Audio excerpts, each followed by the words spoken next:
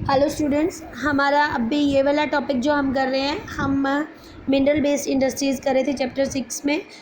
हम उसमें करेंगे केमिकल इंडस्ट्री के बारे में। The chemical industry in India is the fast growing diversify. कह रहे हैं कि केमिकल इंडस्ट्री इंडिया में जो है वो आज के टाइम में बहुत फास्ट ग्रो कर रही है। ठीक है, इट कंप्रेसेस बहुत लार्ज एंड स्मॉल दोनों जगह पे आपको मिल रही है, लार्ज स्केल पे भी और स्मॉल स्केल पे भी। यानी हमने किया था ना कि हमने पीछे किया था कि अगर कोई 1 करोड़ से कम पैसे में इंडस्ट्री बन रही है तो वो स्मॉल स्केल की, या 1 करोड़ से ज़्यादा में बन रही है तो वो लार्ज स्केल की है। तो ये दोनों ही तरह की इंडस्ट्री है, हमारी मैन्युफैक्चरिंग यूनिट्स हैं इसकी।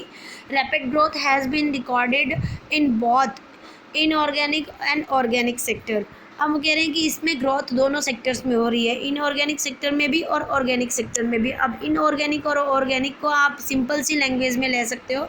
इनऑर्गेनिक का मतलब आप पहले ऑर्गेनिक का कर लेते हैं। ऑर्गेनिक मीन्स ज़्यादातर जो भी चीज़ें बन रही हैं वो ऑर्गेनिक तरीके से बन रही है, मतलब नेचुरल चीज़ों को यूज़ करके जो चीज़ें बन रही है ना वो होती हैं ऑर्गेनिक। और इनऑर्गेनिक में जिसमें केमिकल मटेरियल यानी कि सल्फरिक एसिड वगैरह यूज़ किया जाता है उनको मैन्युफैक्चरिंग में, उसे बोल देते हैं इनऑर्गेनिक। ठीक है, तो ऑर्गेनिक हमारे लिए बेनिफिट होता है क्योंकि ऑर्गेनिक से हमें हार्मफुल केमिकल्स नहीं होते, तो हम लोगों को कोई नुकसान नहीं होता। ठीक है, हम इनऑर्गेनिक की बात करते हैं। Inorganic chemicals includes sulphuric acid used to manufacture.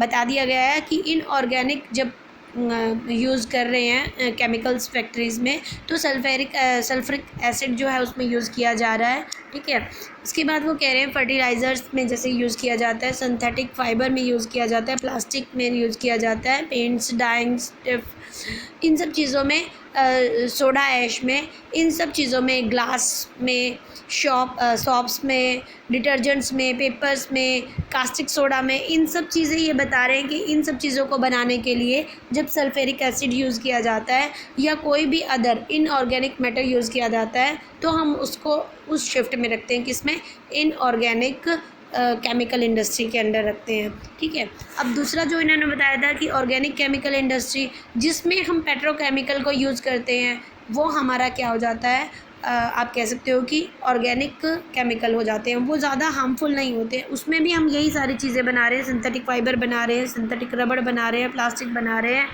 और ड्रग्स बना रहे हैं और फार्मास्यूटिक जो और हम कह सकते हैं कि केमिकल्स बना रहे हैं। ठीक है, दवाइयाँ बना रही हैं, ये सब चीज़ें बना रहे हैं।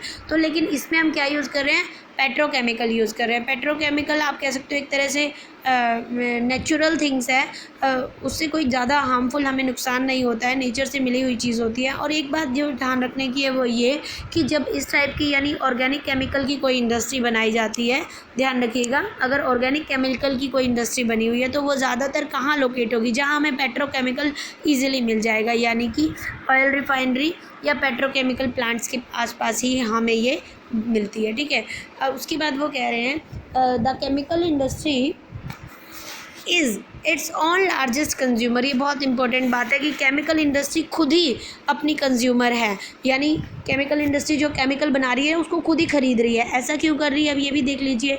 होता ही यह है कि एक केमिकल से ही दूसरा केमिकल बन रहा है, तो केमिकल इंडस्ट्री अपनी खुद की कंज्यूमर कैसे है, मान लो उसने ये केमिकल ए बनाया, ये केमिकल बी बनाया। अब इन दोनों केमिकल से ना एक नया केमिकल उसने बना लिया जिसका नाम दिया ए बी, तो उसको ये पहले दोनों केमिकल बनाने पड़े और फिर इन दोनों केमिकल को सेपरेट खरीदना पड़ा और फिर इससे बनाया ए बी।